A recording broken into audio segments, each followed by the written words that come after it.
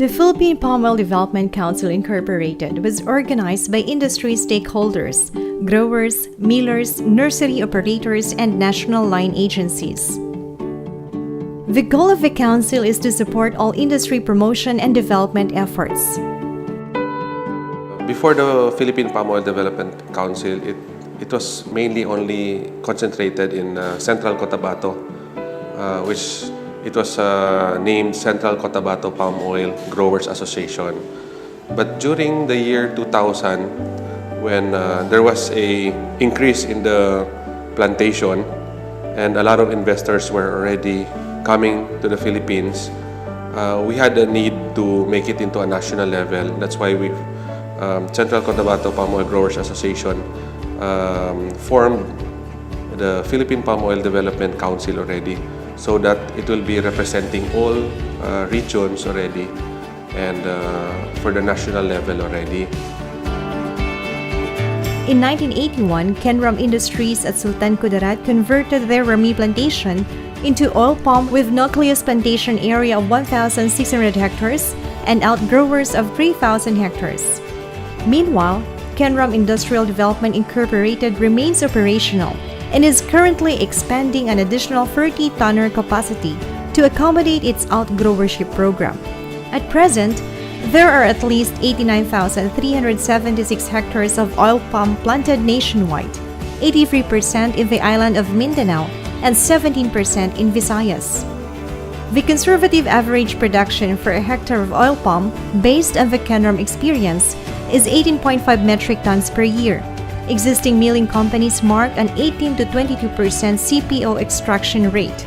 Currently, oil palm nurseries accredited with the Philippine Coconut Authority and the Bureau of Plant Industry has been the backbone of the projected oil palm plantation expansion and development such as the following: North Cotabato Palm Oil Corporation, Filipinas Palm Oil Plantations Incorporated, Agusan Plantations Incorporated, Kenram Industrial Development Incorporated, Palawan Palm and Vegetable Oil Mills Incorporated, A. Brown Energy and Resource Development Incorporated, Kenram Industrial Plantation Incorporated, Triple P Farms and Nursery, Kilambay Farms Agri Buy and Sell, IDAS Agro-Industrial Ventures, Golden Mativa Corporation, EYG Oil Palm Seedlings Elite Planting Materials.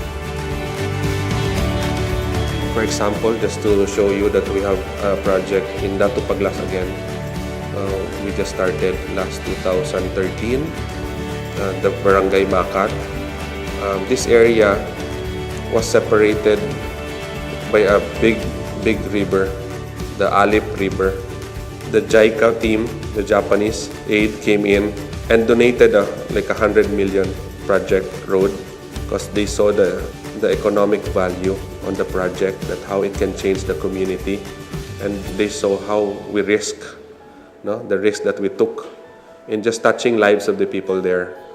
So this road has been just accomplished last January 2018, and it's a 10-kilometer road. We just do our work and we leave it maybe to our good Lord to provide us with, the rest. The palm oil industry, with its remarkable economic returns, has been a significant contributing factor to the peace and order improvement in the country.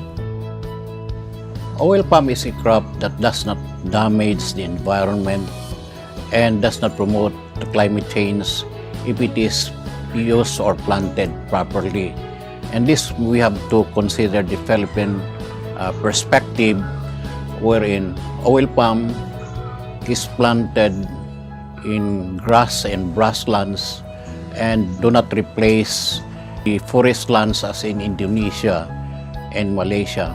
In the case of the Philippines, by replacing our grassland and brushland with oil palm, there will be a greater capture of carbon dioxide. Planting oil palm or schedule for planting oil palm are sloping grasslands and brushlands. In this situation, soil erosion is very fast because the grasses like the cogon cannot hold the soil surface.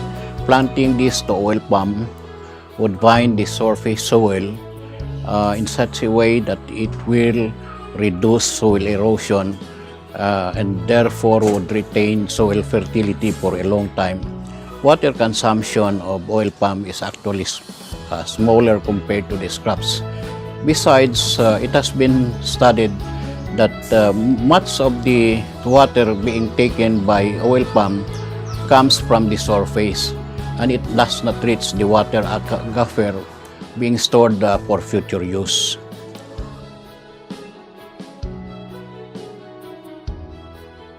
There are a lot of strengths on the oil palm. No? We have a lot of success stories to tell.